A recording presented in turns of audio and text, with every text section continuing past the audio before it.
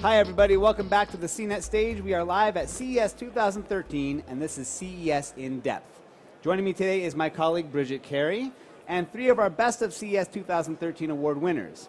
They include Avi Reichenthal, CEO of 3D Systems, Vladislav Martinau, CEO of Yota Devices, and the Best of Show winner, Razer Edge, represented by Heathcliff Hatcher. Congratulations all, and thanks for being here. We want to take a closer look at some of these award-winning products. So let's start with 3D Systems. You brought quite a few different examples of what your machine can do now. Yes. And we're thrilled to have won. Thank you very much.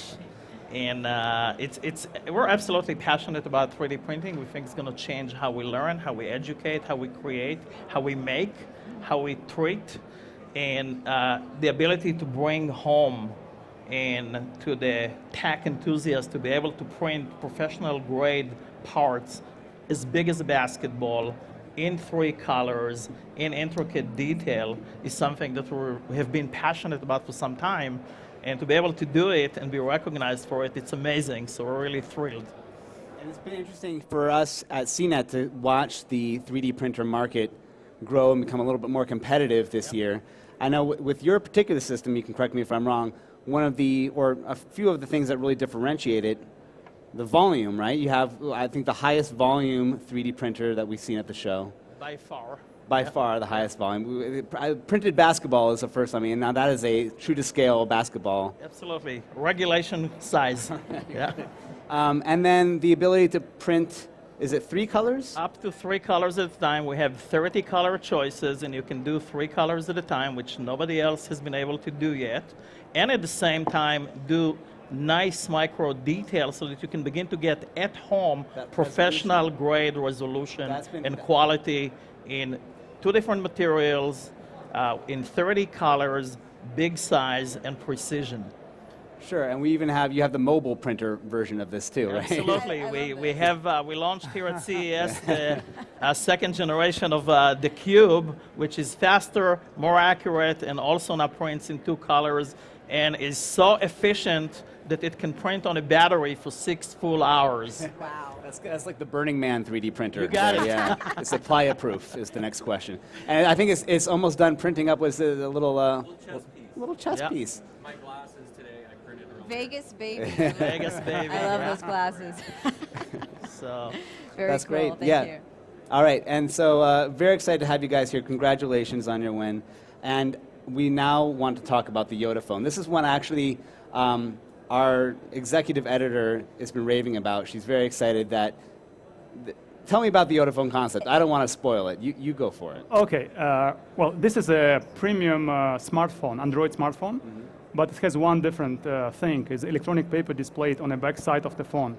And the whole idea came up when we looked 2 years ago on all constraints or user gaps with the current smartphones, which is, for example, when you're running out of battery and you have your boarding pass in your phone. Let's show this You can't off here. Yeah, you can't go through the security, or you're using the maps and suddenly it's out of battery. You're lost in the city. Right. Or, for example, you have your picture of your loved ones, but it's pop up only for the few seconds. It doesn't stay as you wish during the day. And also, we look at their all kind of notifications which pop up in the current smartphones for a few seconds on the black screen and disappeared. So if there is important message, you need to react immediately, and you might find out in an hour or 2, which is already late and it's not relevant. That's not good. So for electronic paper display, because and the main reason is it's actually power consumption and the battery constraints. So we look what may be a one single solution for the most current user gaps. And that was electronic paper display, because it doesn't consume as much power as LCD display. Yeah, and it's consume power only when you refresh the image. When Brian Cooley and I were talking about, the first thing he thought of was like it would be great for e-ticketing. Like if I got my boarding pass and I could just keep that on the e-ink side and not have to reference it and dive into some email and panic on my way into the flight. I can show it right away. So you do just one simple gesture and you move your e-tickets on the back side of the panel, and you are safe. If battery are completely out, you can good to go. I also love, because I feel like all year we've been so distracted by the screen size wars of different smartphones and not thinking of other more significant, more outside of the box ways to improve that smartphone experience. And multitasking, we always think about multitasking with phones, but oftentimes you are kind of jumping back and forth to one specific app that you want to keep always present. Exactly. So I'm really excited to see that. I hope that catches on. And it's always on. You can put a Facebook page, you can put a Twitter, it's update in real time. You can't miss what is important there as well. What was driving you to want to do 2 screens? I mean, where did this idea come from? Well, basically, again, most of us are smartphone users. Most of us found ourselves in a difficult situation, as I explained. Yeah. And we want to bring a fresh new user experience. And by the way, I think for the last 6-7 years, most of the smartphone manufacturers, they focus on the tech spec race. I mean, bigger camera, like bigger screen, but we lost the kind of focus on the user experience. What is good for user?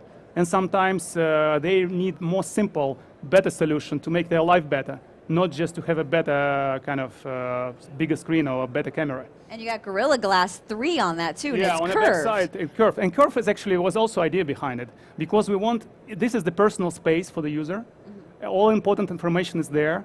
So we want to convince user to put it on the flat side of the panel. So this is the user spend more time interacting with the back side of the phone, because what is important is there. And by the way, another thing is, people start using more social media for the last 5-6 years, but they become less social.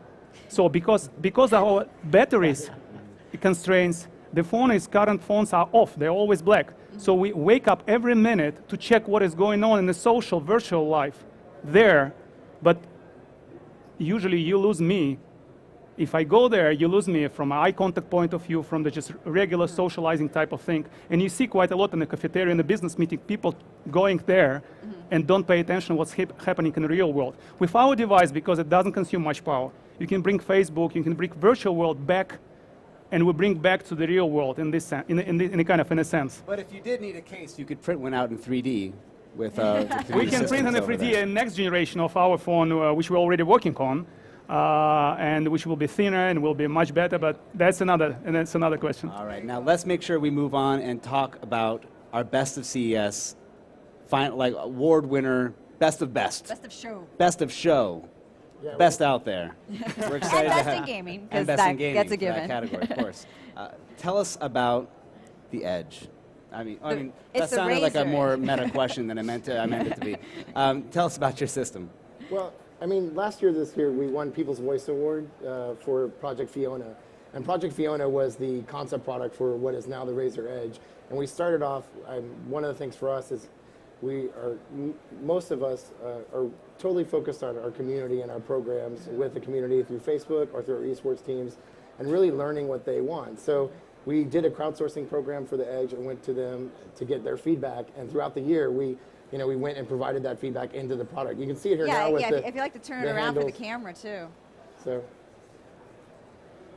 So in its original incarnation, it didn't come from a dock or whatever. We received that kind of feedback, and you can pull the tablet out. And now it's a tablet. Full-fledged Windows 8. It's a tablet. full-fledged Windows 8 tablet. In addition to that, it has a dedicated graphics card, so it has the kind of power that you really need to drive the games that you want to play. So it's a tablet. It's a PC as well, so you can use it in a keyboard dock just like a notebook, and it's a console. So we have 2 modes for the console dock. So we have a gamepad, and then we also have a dock. You can hook it up to your television, with Steam Big Picture that we're showing here, or we have a launcher program of our own. You can really, pretty much do whatever you want. So from Office to, playing Call of Duty. Do you see a hole that was in PC gaming that you were trying to fill that just wasn't there? I mean, obviously you were going around asking people want it in gaming. So is this filling a void? I wish I could say we do like focus testing or whatever, but we kind of just make what we want to play.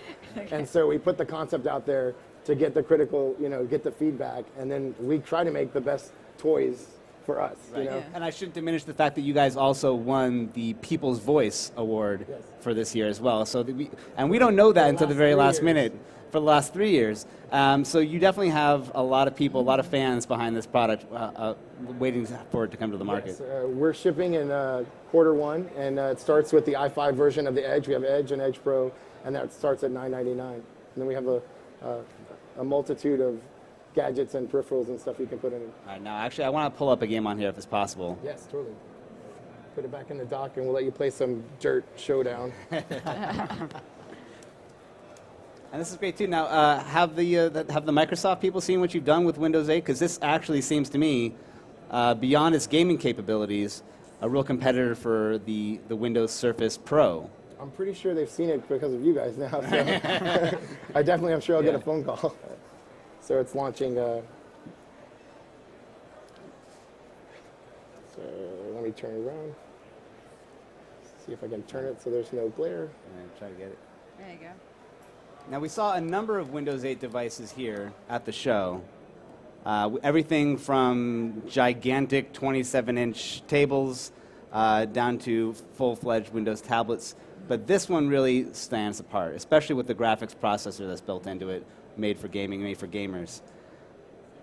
Yeah, I mean, for what we want to do with it, you have to have that kind of performance. So, you know, it can replace your gaming notebook. It can replace, you know, it can be the one thing that you take with you.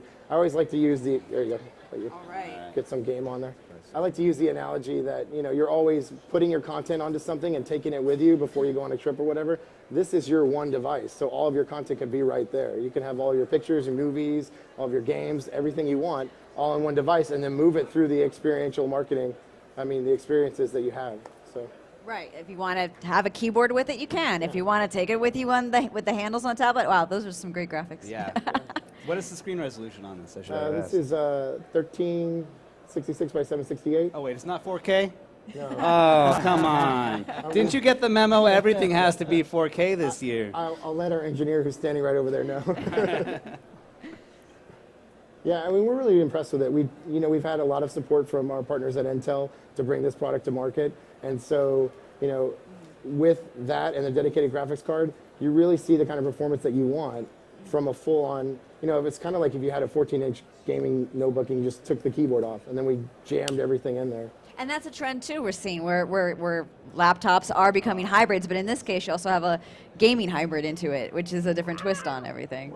I mean, tablets have the keyboard, you know, everyone wants to be able to take it with you, you know, yeah, I mean, I as you love go. Angry Birds as much as the next person, but I also want to play like some full function, you know, You're not getting this AAA. back. I'm sorry. This is too much fun.